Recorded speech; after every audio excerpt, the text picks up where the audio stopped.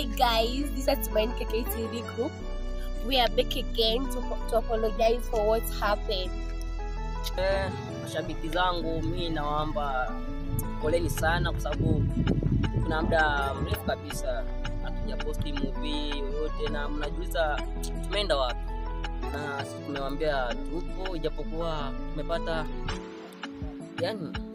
misukosuko kwenye group. Unajua mtu ukiwa kwenye scene unacheza tena siku 2-3 mtu ashaenda, mnakosa mtu wa kufanya naye. So mimi mashabiki zangu mimi nawapenda sana, naomba mtupe support kwa sababu hapa tulivyo kweli na ugumu fulani lakini tunaopitia, lakini Mungu atatujalia kwa sababu mimi nawapenda sana mashabiki zangu. Unajua nawapenda sana na napenda sana mnifuatilie kwa sababu hii ni grupu ambayo inaitwa Tumaini KKTV, mnaifahamu kweli, lakini tunaomba mtuie radhi. Kwa hiyo miezi ambayo tumekaa bila kuposti movie, sisi tunaomba mtu support kwa sababu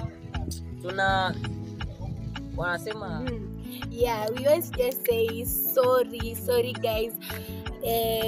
Pia tunataka kusema thanks for the support you people you brought to us all to this situation you have been to us. So just say thank you and we are back again. Kitu kaa hiyo. So mimi mashabiki zangu ambao nitapenda niwakumbuke sana.